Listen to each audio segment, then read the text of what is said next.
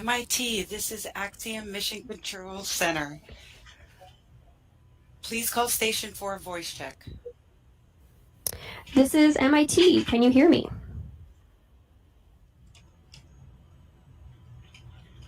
I hear you. Hello, is that Rachel?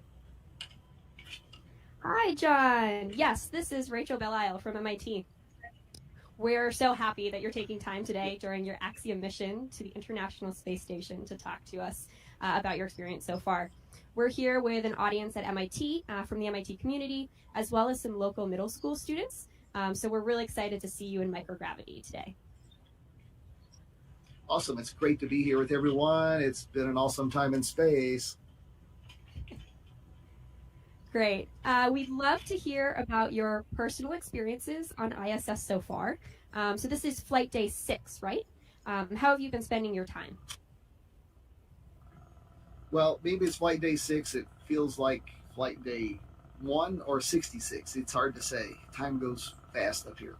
But we had a great ride up on the Falcon 9 and Dragon capsule. We got here pretty quick, actually. Really nice ride. Going to space for the first time and looking out the window is outstanding. It's everything that you think it could be times about 2,500. So it's really nice. We've been on board now, nearly a week, 5 or 6 days. The crew of the Expedition 69 has been very patient and very hospitable. We're really enjoying ourselves, and we're doing some awesome science, including your skin suit. Great. It's awesome to hear that you're having a great time so far. We have a few questions now from the MIT community members and some local K-12 students, as I mentioned. And so we're going to ask a bit about your experience in microgravity. We'll start with a question from the room here at MIT. Hello, I'm Shreya Sharma and I'm a graduate student at MIT AeroAstro. I wanted to know, how was your transition to microgravity and did you experience any sort of space sickness? Well, actually, yes, a little bit. It's quite common. Not everybody gets it, but some people do. And it was, for me, I did not get nauseous or actually sick. I just didn't feel quite good for the first day. The day of arrival, that evening, I went to bed early. I just felt a little pooped.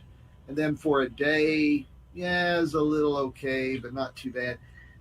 What happens, the ride up on the Dragon was really, really comfortable and no problems on the ascent. But once you change from the small confines of the capsule into this big volume of the ISS, it gets weird in your head for, maybe a day. And then it goes away, and now we're 100%. Great to hear. Okay, thanks, John, and thanks, Shreya. I'm actually going to ask this next question on behalf of MG Margraf with this MIT Space Exploration Initiative. John, do you like playing fun recreational games on the ISS, and what are some of your favorites? Well, we do. We haven't had a lot of time for games up here, but there is actually a chess game going on between the ISS crew and Mission Control. I don't know what the status of the game is, but it's kind of ongoing. Every night they call up or down another move.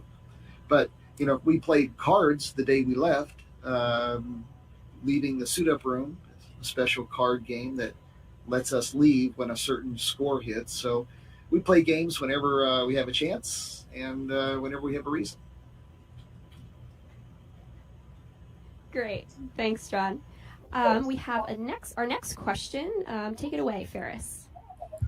Hi, I'm Ferris Ward, and I'm asking this question on behalf of Ermity Wikitsono from the MIT Media Lab. Are there any specific protocols or routines that you've been following while on orbit to maintain your health and well-being during this week-long spaceflight? Well, hi, Ferris. Thanks for that question, because, there's a lot of things that we need to do to stay fit up here, and mainly it's hydrate.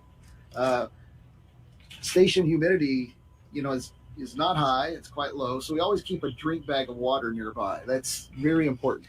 We were taught that early on. Also, eat regularly. Keep your energy up. So those are the main things that we do. And we all like to stretch in the mornings. We can stretch pretty easily around here. We just stretch up in a ball, stretch out. lots of room to stretch up here. So it's pretty easy and it's pretty fun. All right, thank Sorry you so to much. crash a lot. Great, thanks, John. That did look fun. We're going to transition now to some questions from students at local Cambridge middle schools. So I'll pass it off to the first question.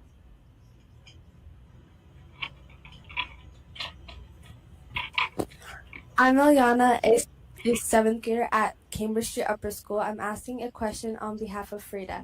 Frida's question is, what made you want to become an astronaut? Oh, that's a great question.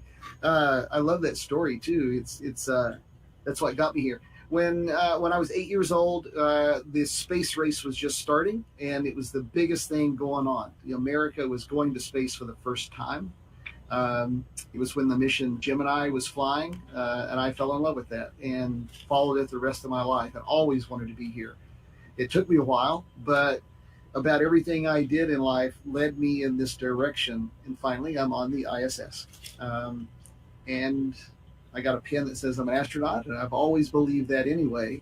So early space race, and it was in my heart from the beginning. So whatever's in your heart, that's what you're going to be.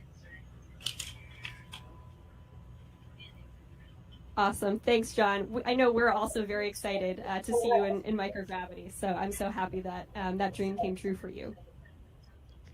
We have our next question from another seventh grade student.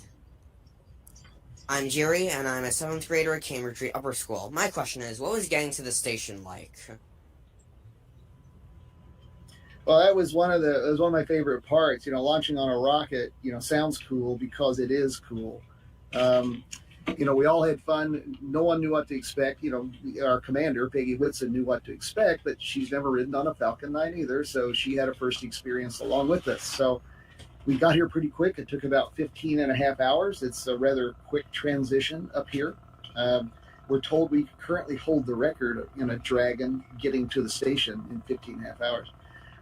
That probably won't last, but it was a good ride, nice and quick, comfortable, and now we're on board working hard.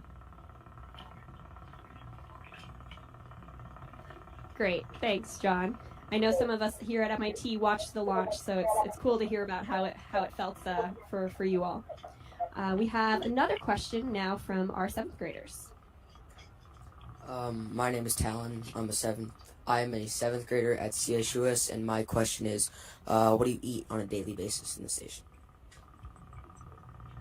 I eat my favorite food every day. That's because NASA let us pick our food before we came. And it was an awesome thing. I thought it was just, well, cool, I'll go up there and eat whatever astronauts eat. But there is no special food for astronaut. It's what you like. And NASA has a really, really great food kitchen with food scientists that build great foods. You get to sit down a couple of times before your mission and do a tasting. And it takes 2 or 3 hours. And you taste 50 things. And then you get to say what you want. So I eat scrambled eggs every morning with some oatmeal. Pays to get the calories on board.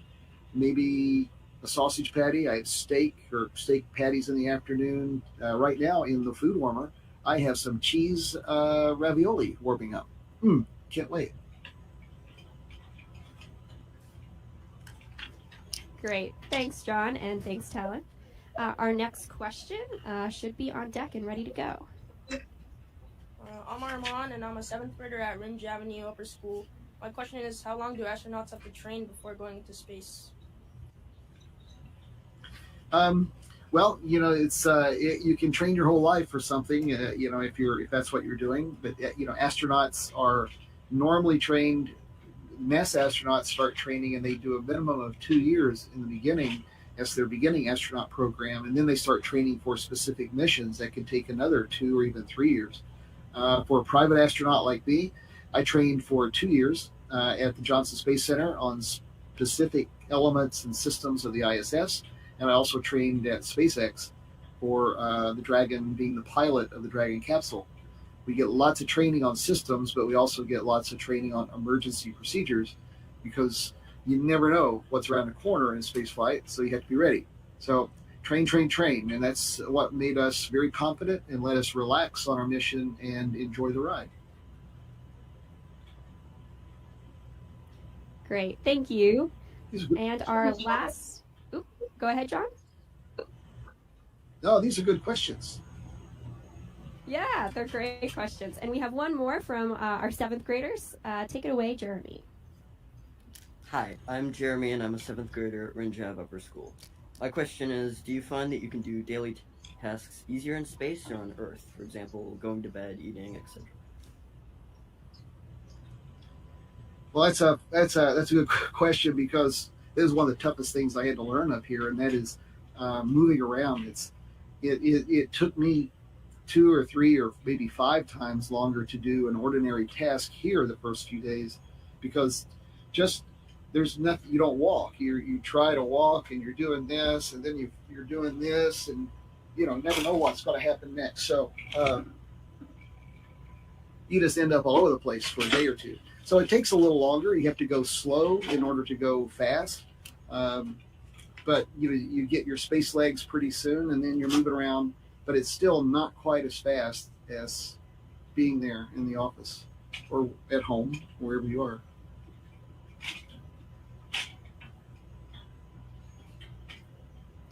Great, thank you. And thank you to all of our live question askers over at the schools and here at MIT. It looks like we have a little bit of extra time. So John, I wanted to ask you another question, kind of an accumulation of the questions from the 7th grade students. A lot of them asked about how you might move around in microgravity. You've talked about that a little bit so far. For example, can you talk a little bit more about how much force you need to use to push yourself when you move across the room? And is it easy to do a backflip or a somersault in microgravity? Well, it's amazing how little force it takes. And that's the big problem in beginning astronauts when they first go to space, is you use too much force. Then you end up carrying all that mass, all the energy of your body weight, and then the moment you need to stop and you touch something, it rotates you. So that's a beginner's problem. I can show you. I can sit right here, and I'll just touch this screen just like that, and off I go, just like that. So very little force. You have to learn to just be gentle and go slow. The second part of that question was, easy to do a somersault. Yeah, Peggy taught me this. It's really easy. You stand right in the middle, and all you do is just bend your head down like this.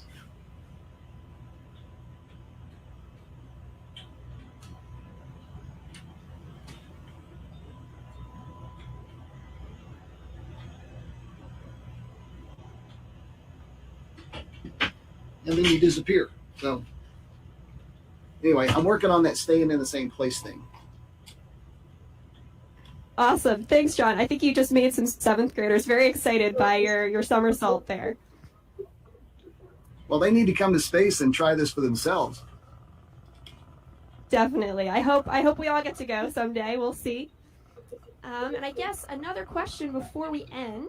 Have you done any exercises on the ISS, and how does it differ from doing exercise on Earth? Well, the ISS has a lot of great exercise equipment, some great for strength training to keep the bones loaded and work the muscles. In our short duration stay, we rely on therabands, resistance bands, to stretch things out, to keep us build strength and create loads. So, yep, every morning a little bit of resistance band use. Keeps us strong for the 10 days that we're here. Great, thanks for that answer. And I think this will likely be our last question here. This was another question from an MIT student, Ermondi, who also asked a question previously. Did you have any changes in circadian rhythm or challenges in trying to sleep during your first few days on ISS? We did sleep shifting prior to coming to the Cape for the launch. For 3 or 4 days in advance, we went to bed earlier, got up later, in order to adapt to the time zone, because we're on basic Greenwich Mean Time, which is the time in London, England.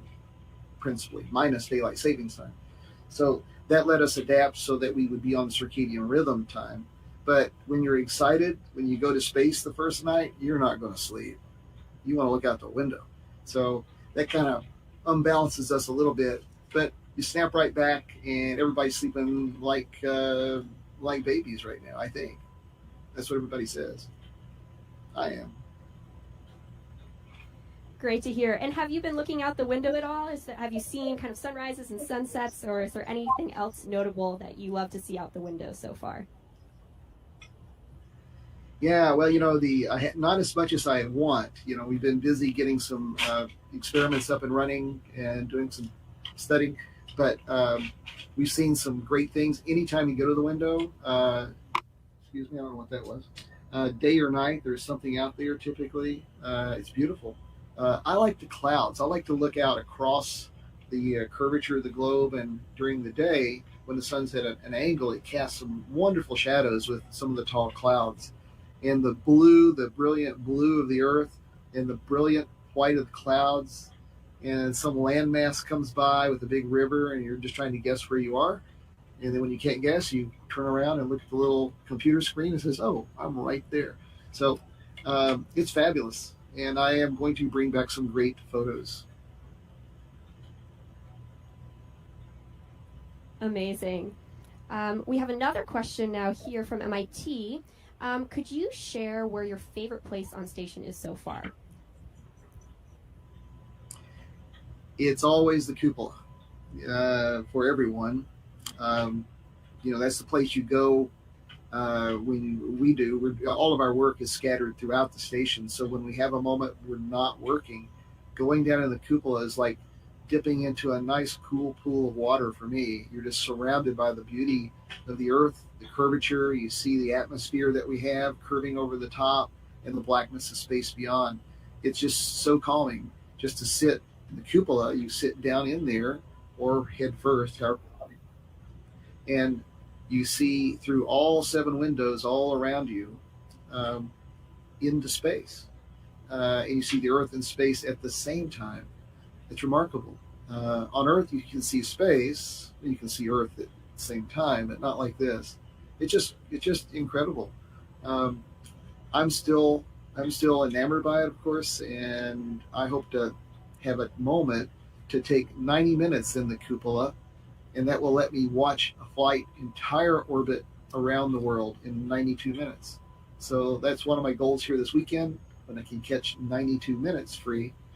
To just drop in this cool pool of space water and just hang out and watch the world go by. That's fantastic. I hope you find those 92 minutes and that they're amazing. I think we have just about 2 minutes left, and so I was wondering if you had some final words of wisdom for our students, and if they want to become an astronaut someday. Okay, we have 1 minute.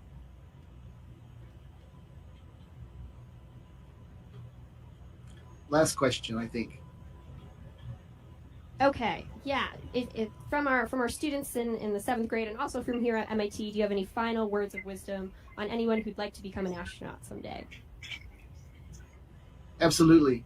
And you don't even have to be an astronaut. You just have to do what you want to do. And then there's when I was 10 and 12 years old, I had a story in me that I believed in, and I didn't do it initially. I did something else. But that now, looking back, that's what I'm doing right now, and that would have been the true path for me. So, but it ended up, everything I did in life led me here. So I guess I did it. Whatever you think you are, whatever you see yourself as, that vision of yourself, that's what you are. So do the things that take you there. Fantastic. Thank you so much, John. We really look forward to hearing from you more about your experiences when you return. Love to talk anytime. Thank you, Rachel. It's very nice to talk to you again. That concludes the event. Thank you to all participants.